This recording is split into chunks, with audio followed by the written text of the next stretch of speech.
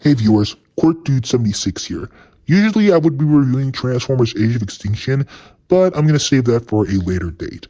So for now, I'm going to leave you guys with a review that I've been wanting to review, and a review that comes from an anime that I am not a huge fan of. But it comes from a movie that I actually prefer over the anime. Jujutsu Kaisen 0, which is the prequel to the hit anime Jujutsu Kaisen. In this movie, we follow Yuta, who in this case is not like Yuji where he ate a finger that belonged to a deadly curse, the king of all curses. Instead, his lover, Rika, who died in a car accident, was revived into a deadly curse as a sort of protection. So after an incident, Yuta is brought into Jujutsu High School under the care of the one and only Satoru Gojo. At the same time, he befriends Panda, Toge, and Maki, as he learns how to not only free Rika of her curse, but to master it. At the same time, Gojo's old friend Geto has found word of Rika and wants to use Rika for his own gain. So it's only a matter of time before it leads to a massive battle between both Geto and Yuta. This is the first JJK in anything that I have ever reviewed or talked about. And this is something coming from a guy who's not a huge fan of Jujutsu Kaisen. I'm going to say that then there. I do not love Jujutsu Kaisen. I think it's a very overrated anime. And to be honest, I understand where its fan base is coming from. I just don't think it's that great of an anime many people speak of, when I think there are far more better animes like My Hero Academia, Gurren Lagann, especially Chainsaw Man, which I think is far more superior than Jujutsu Kaisen. But with this movie, I've heard so much good mouth about it. I've heard how many people loved it. I heard how many people say it's a really great movie. So going to this movie, I expected high things from this movie. And coming out of it, it's a really damn good movie, especially.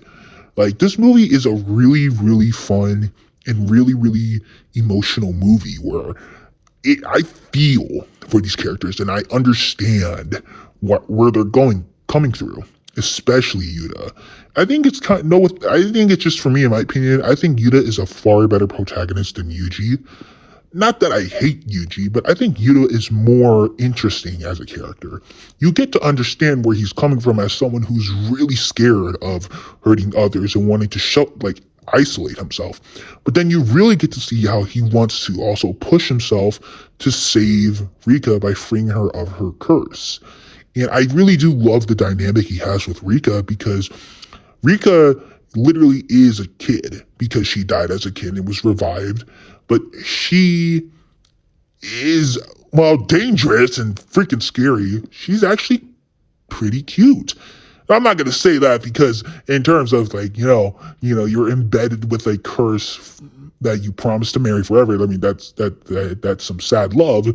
But I really do love the scenes where Yuta and Rika really do get to connect a little bit more outside of the past. I especially love that one scene where before the final battle, Yuta reassures Rika after I would want to say yell at her, but it's just in those moments where Yuta really does love her, and I think it's a very genuine moment.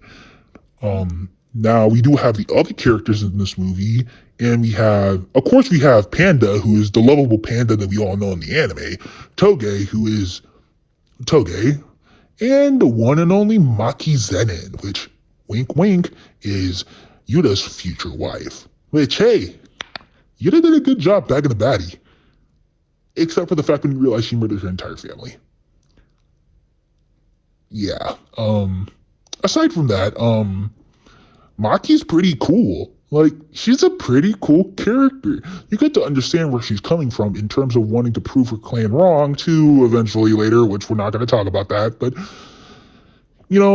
Maki is a really fun character, and I really do like that we get to see her a lot more than we do in the main anime, if that makes sense.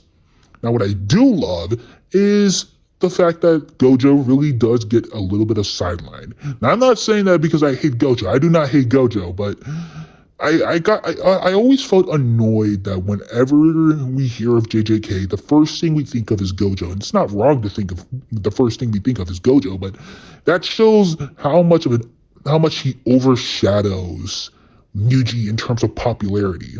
That's why the entire first half of season 2 was pretty much a Gojo origin story arc.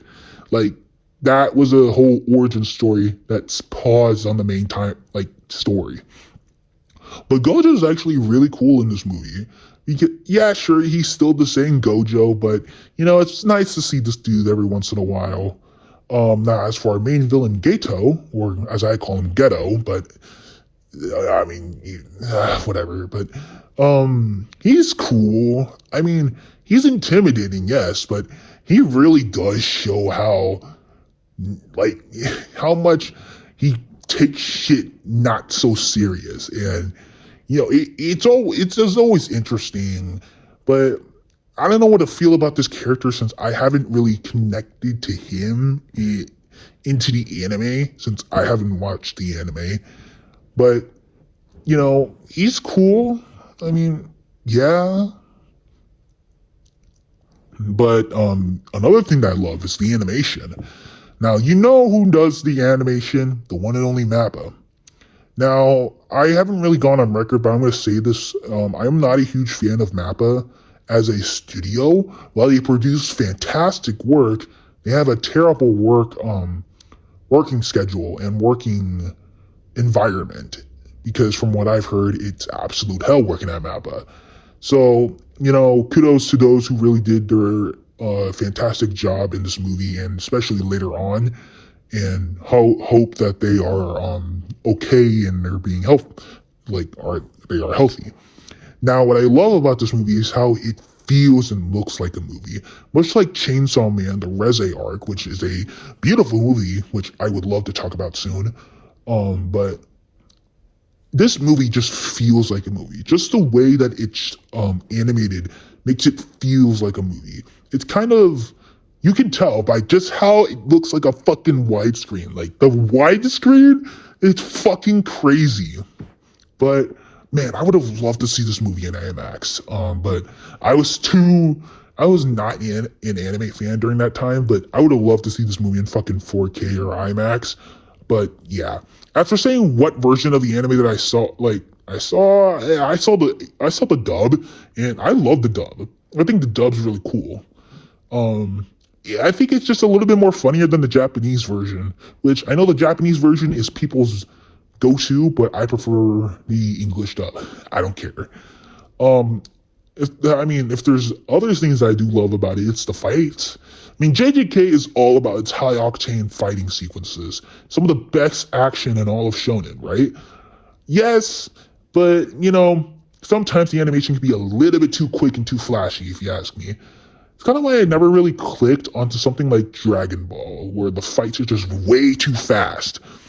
I mean, sure, something like Naruto or Demon Slayer or even My Hero Academia, I can fuck with that. Even something like Fire Force or Gundam or Gurren Lagann, I can fuck with that shit. But for something like JJK that's super fast-paced, high-octane, yeah, I don't really keep up with it that much. So naturally coming to the end, I'm really thinking more about this movie. In terms of its cons, I think this movie just makes it feel like more of a anime movie. Well, and what I mean by is that it makes it feel like a little bit of a OVA turned mini movie. It's just the way how it plays. It just feels like it's just an anime compiling all the episodes into one. Take for example the first act with Yuta and Maki. That alone could be like a fucking first episode. Him and Toge, second episode. Meeting Geto, third episode. The final battle, the fourth episode. It kind of does feel like a mini, like a movie that pretty much compiles 4 episodes together to make it a feature-length movie. But, I mean, does it bother me? Kinda, but not really. I still think this movie is actually really, really fun. It has very good action, very great characters, beautiful animation, and a story that's actually very genuine and emotional, especially in terms of how Rika ends up, being free of being a curse. But another issue that I really do have with this movie is the fact that they give the absolute bullshit reason why Yuta was in Africa the entire time. Like, I get that he was sent away for something, but what do you mean? It always just pissed me off that Yuta just went to Africa for no fucking reason, and the show never really talked about him. That just sucked. But overall, there really isn't much for me to talk about Jujutsu Kaisen 0. In my opinion, I think this movie is actually really, really great. And it's probably the only thing in JJK material that I would actually sit down and watch. And yet again, I'm not a huge fan of the show. I understand why many people I get why many people get the hype for the show. But it's just one of those animes that's just really not for me in general. I prefer more of the more joyful and more heroic side of things, like My Hero Academia, or more of a fantasy epic like Demon Slayer, or fuck, even something like Chainsaw Man. Chainsaw Man is far more superior, and I think it's a genuine great anime. But for something like Jujutsu Kaisen, it's really just not for me. But this movie here, I think this movie is really great, and it's on Netflix. So if you want to watch it, go ahead and watch it, guarantee you. This movie's fucking fantastic. Definitely not going to be on my top 10 films of all time, or even top 20. But I mean, I would say it would be 25, or the top 25. But so far, I'll give Jujutsu Kaisen 0 a 9 out of 10. A really fantastic movie. Genuinely, this is a good movie, and you guys need to go watch it. So that's my review of Jujutsu Kaisen 0. Now, I don't know what I might review next. If there's any suggestions I should review, you can leave it down in the comment section below if you want to. Like this video if you want to, and click that subscribe button if you want to. So if you want more, check out my channel. You can check out my shorts, YouTube Shorts video, and even more I might be doing. So until the next review, this is Quirk Dude 76 signing off.